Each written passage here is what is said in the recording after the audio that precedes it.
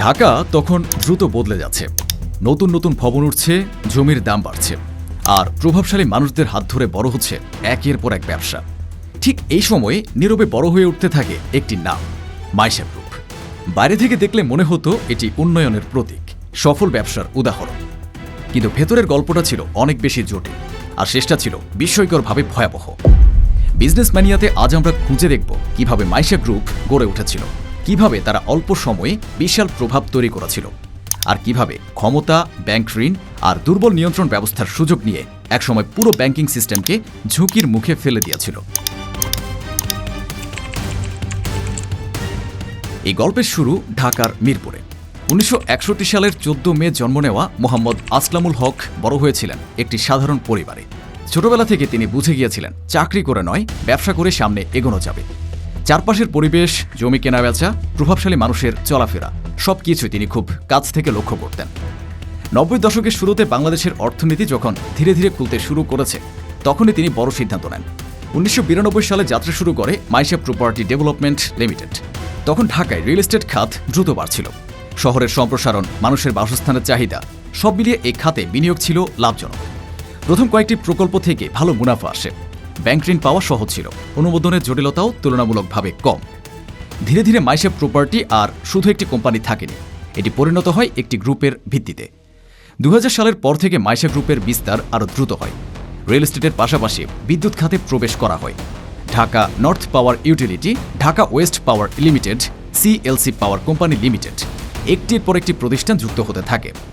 ১০৯ megawatt ক্ষমতার একটি rental power plant চালু করা হয়, যা তখন বড় বিনিয়োগ হিসেবেই আলোচিত ছিল। এ সময় রাজনৈতিক প্রভাব আরও দৃঢ় হয়। ২০০৯ সালে ঢাকা ১৪ আসন থেকে সংসদ সদস্য নির্বাচিত হওয়ার পর পরিস্থিতি পুরোপুরি বদলে যায়।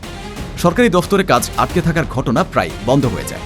লাইসেন্স, অনুমোদন, জমি অধিগ্রহণ সবকিছু দ্রুত হতে থাকে। ২০১৪ ও ২০১৮ সালেও সংসদে ফিরে আসার পর সেই প্রভাব আরও বেড়ে যায়। ২০১৬ সালে আসা সবচেয়ে বড় ঘোষণা, আরিশা প্রাইভেট অর্থনৈতিক অঞ্চল। বাংলাদেশ অর্থনৈতিক অঞ্চল কর্তৃপক্ষ থেকে প্রি কোয়ালিফিকেশন লাইসেন্স পাওয়া যায়। বলা হচ্ছিল এখানে প্রায় $৮ বিলিয়ন বিনিয়োগ আসবে। শিল্প কারখানা, কর্মসংস্থান, রপ্তানি সব মিলিয়ে এটিকে দেখানো হচ্ছিল ভবিষ্যতের একটি বড় কেন্দ্র হিসেবে। বাইরে থেকে দেখলে মনে হচ্ছিল মাইশা গ্রুপ উন্নয়নের শীর্ষে পৌঁছে গেছে, কিন্তু বাস্তবতা ধীরে ধীরে অন্য রূপ নিতে শুরু করে। ২০২০ সালের মার্চ মাসে বাংলাদেশ অভ্যন্তরীণ নৌ পরিবহন কর্তৃপক্ষ একটি বড় অভিযান চালায়। তদন্তে বেরিয়ে আসে আরিশা অর্থনৈতিক অঞ্চল ও সংশ্লিষ্ট বিদ্যুৎ প্রকল্পের জন্য দখল করা হয়েছে বুড়িগঙ্গা ও তুরাগ নদীর বিস্তীর্ণ অঞ্চল। রিপোর্ট অনুযায়ী মোট ৫৪ একর জমি দখল করা হয়েছিল, যার মধ্যে নদীর বুক থেকেই ভরাট করা হয়েছে প্রায় ১৩ একর। এটি শুধু জমি দখলের ঘটনা ছিল না, নদীর স্বাভাবিক প্রবাহ বাধাগ্রস্ত হয়, পরিবেশের মারাত্মক ক্ষতি হয়, আশপাশের এলাকায় জলাবদ্ধতা বাড়ে। কর্তৃপক্ষ অবৈধ স্থাপনা ভাঙার কাজ শুরু করলে একের পর এক মামলা দায়ের করা হয়। মোট ৯টি মামলায় ভাঙচুর বন্ধের চেষ্টা চলে। শেষ পর্যন্ত ২০২০ সালের ডিসেম্বরে উচ্চ আদালত স্পষ্ট নির্দেশ দেয়, সব দখলকৃত জমি সরকারকে ফিরিয়ে দিতে হবে। এই ঘটনার রেশ কাটতে না কাটতেই সামনে আসে আরও বড় কেলেঙ্কারি, ব্যাংক ঋণের ঘটনা। ২০১৭ সালের ২৬ ডিসেম্বর নিবন্ধিত হয় মানহা প্রিকাস্ট টেকনোলজি লিমিটেড নামের একটি কোম্পানি। কাগজে কলমে এটি ছিল একটি শিল্প প্রতিষ্ঠান, কিন্তু বাস্তবে এর কোনো অফিস ছিল না, কোনো কারখানা ছিল না, এমনকি কোনো দৃশ্যমান কার্যক্রম ছিল না। অথচ জন্মের মাত্র ২৪ ঘন্টার মধ্যেই এই কোম্পানি ন্যাশনাল ব্যাংক থেকে পেয়ে যায় ২৫০ কোটি টাকার ঋণ।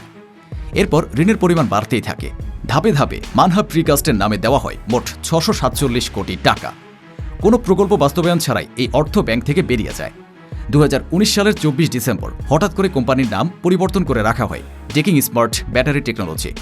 নাম বদলালেও মালিকানা ও নিয়ন্ত্রণ একই থাকে।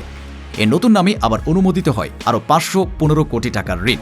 বাংলাদেশ ব্যাংকের তদন্তে পরে স্পষ্ট হয় এই বিপুল অর্থ কোনো শিল্প স্থাপনে ব্যবহার করা হয়নি, বরং বড় অংশ ব্যয় করা হয়েছে জমি কেনার পেছনে, আর সেই জমিও কেনা হয়েছে নিজেদের গ্রুপের ভেতরের কোম্পানিগুলো থেকেই। অর্থাৎ কাগজে কলমে লেনদেন দেখিয়ে টাকা এক জায়গা থেকে আরেক জায়গায় ঘুরেছে। হিসাব করলে দেখা যায় শুধু মানহা প্রিকাস্ট বা টেকিং স্মার্ট ব্যাটারির মাধ্যমেই নেওয়া হয়েছে প্রায় ১১৬২ কোটি টাকা। এর বাইরে মাইশা গ্রুপের অন্যান্য প্রতিষ্ঠানের নামে নেওয়া ঋণ মিলিয়ে মোট অঙ্ক দাঁড়ায় প্রায় ৪,২৩৬ কোটি টাকা, সবই ন্যাশনাল ব্যাংক থেকে। এ অর্থের প্রায় কিছুই ফেরত দেওয়া হয়নি। এর প্রভাব পড়ে সরাসরি ব্যাংকিং খাতে। ন্যাশনাল ব্যাংকের বড় একটি অংশ ঋণ খেলাপিতে পরিণত হয়। সাধারণ মানুষের আমানত ঝুঁকির মুখে পড়ে। বাংলাদেশ ব্যাংকের প্রতিবেদনে উঠে আসে ব্যাংকটির মোট ঋণের প্রায় ১/৪ অনাদায়ী, যার পেছনে মাইশা গ্রুপের ভূমিকা ছিল উল্লেখযোগ্য। শুধু একটি ব্যাংক নয়, আরও কয়েকটি ব্যাংকের সঙ্গেও এই গ্রুপের লেনদেন ছিল, যেগুলোর অবস্থাও ধীরে ধীরে দুর্বল হয়ে পড়ে।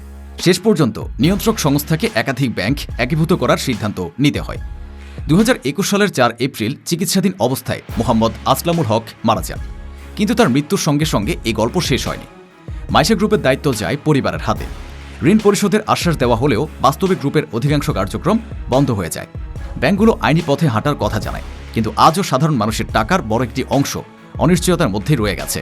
এই গল্পগুলো আমাদের শেখায় বড় নাম মানেই সবকিছু স্বচ্ছ ও নিরাপদ, এমনটা ধরে নেওয়া কতটা ভুল হতে পারে। মাইশা গ্রুপের ঘটনাও ঠিক তেমনই এক উদাহরণ। এখানে দেখা যায় কিভাবে ব্যবসা, রাজনীতি আর ব্যাংকিং ব্যবস্থা একে অপরের সঙ্গে জড়িয়ে গিয়ে এমন এক পরিস্থিতি তৈরি করে যেখানে নিয়মকানুন ধীরে ধীরে গুরুত্ব হারিয়ে ফেলে। প্রভাব আর ক্ষমতার কাছে যখন জবাবদিহিতা দুর্বল হয়ে পড়ে, তখন তার খেসারত দিতে হয় সাধারণ মানুষকে, যাদের সঞ্চয়ের টাকা ব্যাংকে রাখা, যাদের বিশ্বাসের উপর ভর করে পুরো আর্থিক ব্যবস্থা দাঁড়িয়ে থাকে। মাইশা গ্রুপের উত্থান ও পতন তাই শুধু একটি প্রতিষ্ঠানের গল্প নয়, এটি একটি সতর্কবার্তা। ব্যবসায়িক সাফল্যের পাশাপাশি শক্ত নিয়ন্ত্রণ, স্বাধীন তদারকি আর জবাবদিহিতা কতটা জরুরি।